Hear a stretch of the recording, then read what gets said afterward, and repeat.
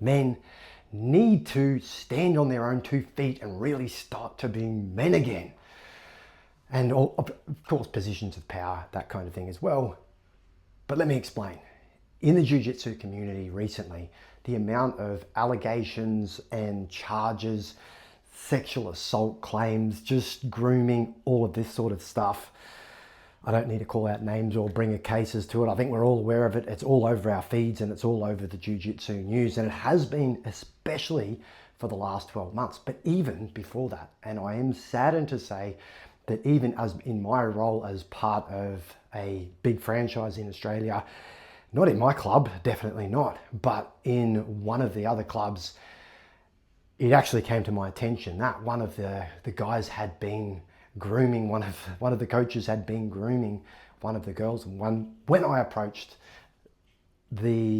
his manager and the people that could have actually done something about it, they actually just went and said, oh, you know, but nothing just happened until after the age of 18.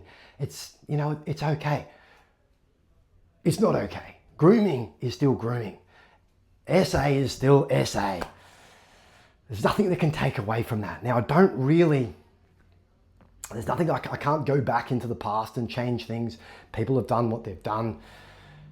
And all I could do was what I'm trying to do right now. And that is to have a heart-to-heart, person-to-person, especially man-to-man though, because it's not really my thing to just bring up news stories and talk about like hot topics and that kind of thing. I'm not really interested in that.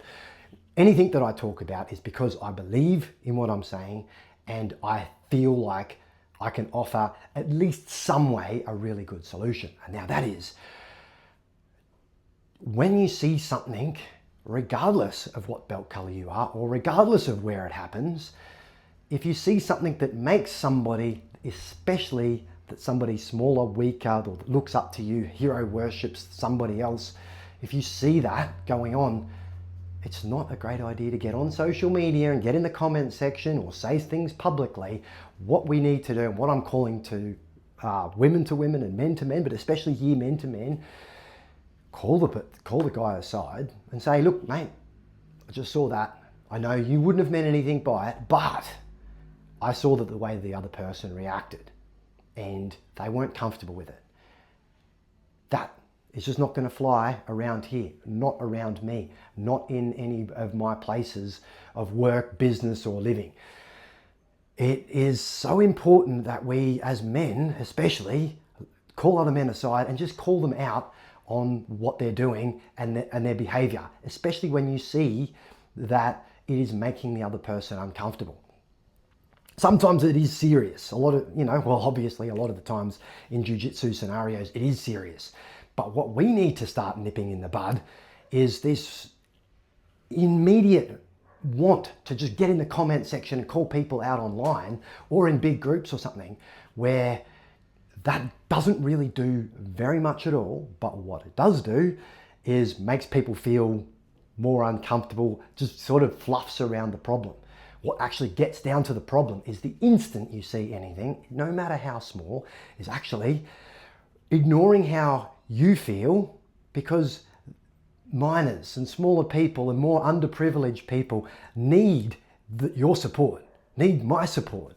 So whenever you see anything, or when you have an opportunity to say something, take somebody aside, look them in the eyes, as I'm looking you in the eyes right now, and say, mate, I know you didn't mean anything by it, but I just saw that kind of behavior around here is making these people feel this certain way, or this person feel a certain way. That behavior doesn't fly, no matter how minor it is. Obviously, there's a certain level that it's like, no, don't even worry about calling the person aside, call the cops. But a lot of these things get addressed, and those people remove themselves when women in places of power, and men, especially if they're in places of power, but even if they can just be an actual man, stand on their own 2 feet, look somebody in the eye and say, that ain't gonna fly here, brother. That's all I want to say. Well, not really all I want to say. It is the place, the time to say it is, If you've ever worked with any kind of training, animal training or anything like that, raising children, the time and the place to say things and act on things is exactly when it happens. If you leave it till later on, if you get in the comment section, it's too damn late. And that's the other thing that really drives me up the wall, is people want to see things online and they're like, oh, you know, so-and-so, I could have called it ages ago and this and that. If you could have called it ages ago, that means you saw something ages ago, so act on it straight away.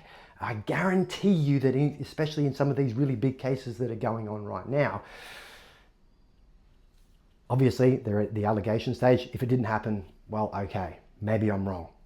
But even if it didn't happen, if you have the kind of environment and the kind of culture and the sort of presence where people are the leaders in your gym, the high belts, the higher ranks, the people that are coaching, the people that are behind the front desk, if they saw anything straight away and said stuff straight away, that's the culture that would permeate throughout the gym or the workplace. That's what we need. That nips allegations in the bud, that nips SA in the bud, that nips all of these other things in the bud.